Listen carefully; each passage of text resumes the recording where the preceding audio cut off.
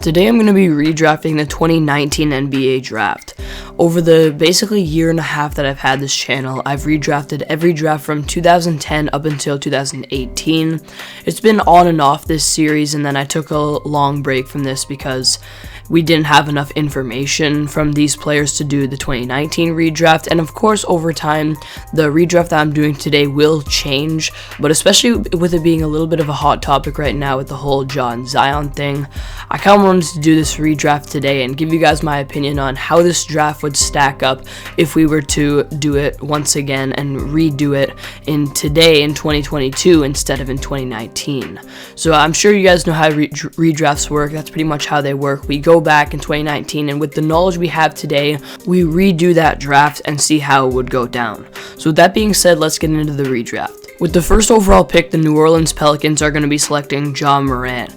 As we know, this year he's the most improved player pretty much by far, and he's literally turning into a legitimate MVP candidate in the 2021 and 22 season. Ja's been just absolutely insane for the Grizzlies this year. He's led them to having a top 3 seed in the West, and the whole Ja versus Zion debate has been kind of interesting because before this year I thought Ja was pretty overrated and that Zion really cleared him and it wasn't really close, but after Ja's his emergence this year and his insane improvement and insane dominance, and Zion still dealing with health issues, I have to give a slight edge to Ja as of right now. Like I said, this could definitely change, but as for now, it's got to go to Ja Morant. Like I said, he's having an MVP type of year this year. He's one of the most crafty and electric finishers at the rim in the entire league. He has a very high IQ and is a great overall playmaker, passer. He's improved as a defender this year. His three-point shot has gotten drastically better, and overall this year he's putting up almost 28 points per game on 50% from the field and 34% from 3, which is a big improvement from last year. He's putting up about 6 rebounds per game and almost 7 assists per game. He's really been one of the best players in the NBA this year, and if as of right now we were to redo this, I'm sure the Pelicans would go ahead and pick Ja. With the second pick, the Grizzlies are going to pick Zion Williamson, and I know the whole Zion situation has been really weird and interesting. He's literally missed more games in his NBA career than he has played. He's dealing with health issues, and he himself has not taken the proper steps towards rehabbing this serious foot injury that he's having, but we could see him come back as early as the end of this regular season, and I think some people forget just how talented of a player Zion is. I recently made a video on why he's not going to turn into kind of that next Greg Oden that people are saying he might be. I think people forget just how good he is. This is the guy last year who put up 27 points per game on over 60% shooting from the field, the highest points per game in NBA history for a player shooting over 60% from the field. His paint dominance is something that we've really almost never seen before in the NBA. He also had a 65% true shooting percentage last year and was turning into a good playmaker as well. So even though he's having injury problems, his talent is simply undeniable, and he'd still be going as high as second in this redraft in my opinion. With the third pick, the Knicks would be selecting Darius Garland, who originally went 5th overall in the actual draft, and he would be moving up 2 spots here for the Knicks, and I'm not ready to put him in that tier of the Ja and Zion debate, but he definitely deserves to go this high. He was a first-time All-Star this year, and he was definitely well deserving of that.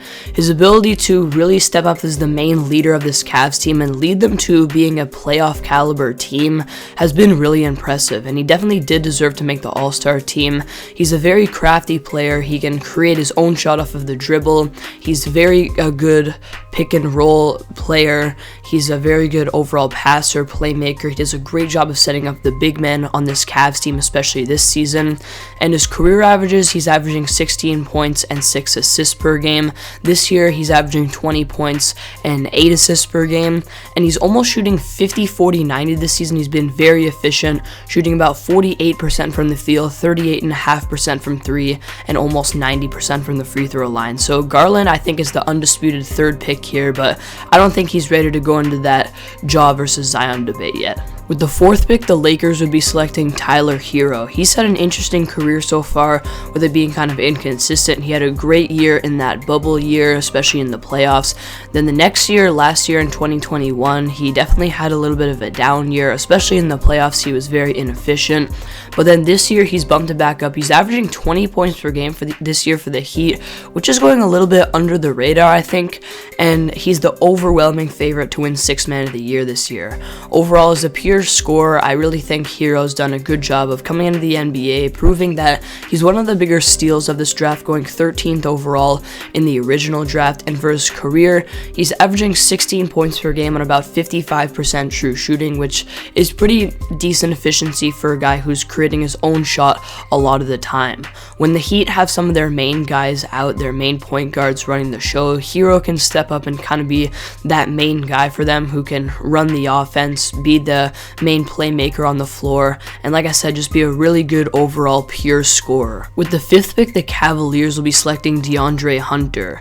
And Hunter, I think he's been a really underrated player throughout his career so far. He would fit into the Cavs system right now too, with kind of their tall ball look, and he's a really good defender, and that's his main value, and that's why I think he's the best overall player to select here for the Cavs. He does a great job of playing on-ball defense. He's a very quick, agile player. He has good defensive instincts, and especially, like I said, as an on-ball defender, defending in the post, defending on the perimeter, this is where his main value comes. And then offensively, he can play a role well there too as well. I mean, he can be an off-ball shooter. So far as for his career, he's averaging 13 points per game, and this season he's shooting about 38.5% from 3. For the Hawks this year, he's provided some good kind of off-ball offense, and then being one of their main good defenders on that side of the floor. With the 6th pick, the Suns will be selecting RJ Barrett. He originally went 3rd in the original draft to the Knicks, as we know, and even though he is dropping 3 spots here, I wouldn't say his career has been underwhelming so far necessarily.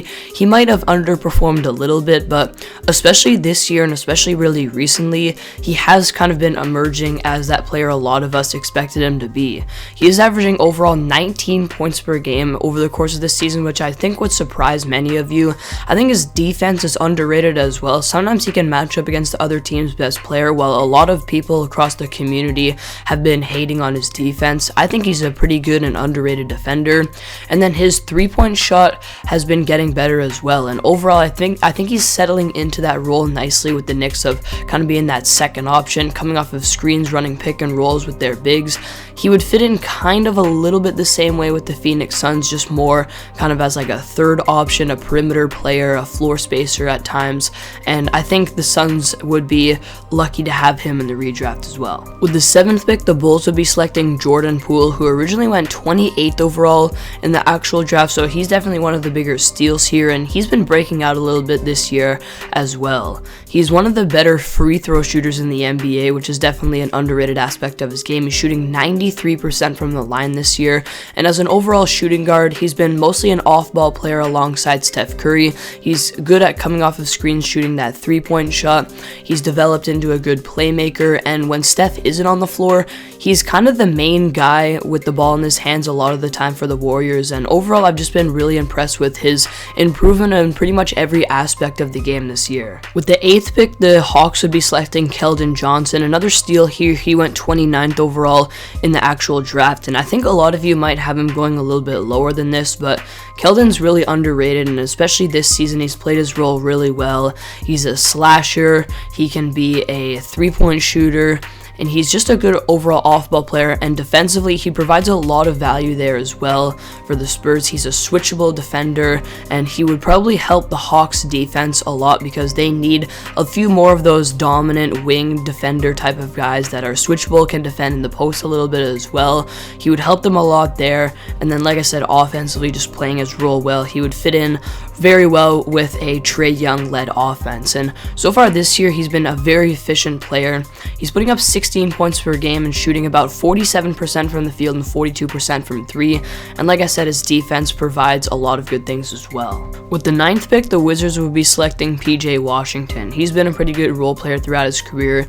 He'd be kind of like that energy guy that the Wizards really need. He can provide a lot defensively. He's a good interior and perimeter defender. He can be a good post player offensively, get his own shot down low, put you up about 10 points per game, be a decent lob threat as well, and overall play his role pretty well, and I think he'd fit well into the Wizards right now as well. With the 10th pick, the Hawks will be selecting Kobe White. He's dropping a little bit here. He went 7th overall in the actual draft, and his numbers have dropped just a little bit since, especially this year, his role has gone down with the Bulls becoming a very good team, but he still is a good point guard, and we know that he can do a good job of attacking the rim, especially in transition. He's a good three-point shooter, especially this year. He's taking on that role a little bit more, and he's shooting over 40% from three, putting up about 13.5 points per game, and being a good backup point guard for the Bulls, and I'm sure he would provide the exact same thing for the Hawks. With the 11th pick, the Timberwolves will be selecting Kevin Porter Jr., who was picked 30th overall in the actual draft, another pretty big steal here. And he's an interesting player because there's no doubt that he has a lot of potential, but he has been struggling, especially this year, just with his overall efficiency. He's only shooting 39% from the field. But other than that, I mean, like I said, he's shown lots of potential. He's an electric type of player, a great playmaker with a high IQ. He's averaging 4.5 assists for his career and 6 assists this year, and he can create his own shot. He's got a good handle, and we know that KPJ can be good enough to drop 30 or 40 on some different nights, and overall, like I said, he just has a lot of potential. He just hasn't really been consistent enough yet to be in the top 10 of this redraft. With the 12th pick, the Hornets will be selecting Daniel Gafford, another steal here. He went 38th, and I think he's a really underrated player. This is a guy who, especially right now with the Wizards, his minutes have been going down, but they should definitely be going back up. He's a very good defender. He can be the defensive anchor of any given team, and the reason I put him on the Hornets here too is because they kind of need that big man. They have Mason Plumlee right now, but I think Gafford would probably be a better option to fit into that team, be their main big man, be a good defensive anchor, and then offensively he can play in the post a little bit. He's a good offensive rebounder. He can clean up the glass, get easy baskets,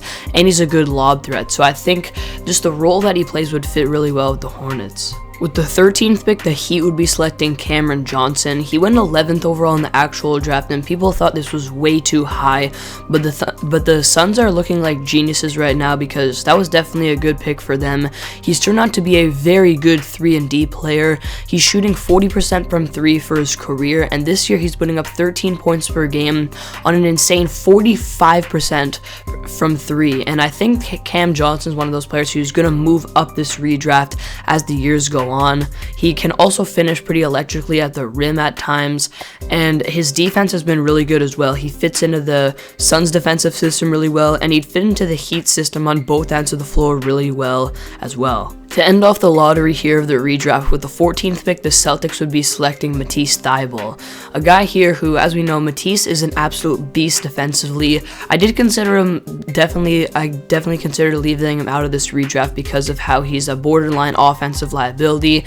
Can't shoot the 3 very well, really can't do a lot of things offensively, but his defensive value is so good that I just had to squeak him into the redraft here. He'd fit into the Celtics defensive system really well because he's a very switchable defender, and he can kind of guard the other team's best player every night. And if the Celtics defense right now isn't already the best in the NBA, Matisse would absolutely make them the best defensive team in the NBA. So there you have it. That's the end of today's video. That's my 2019 NBA redraft.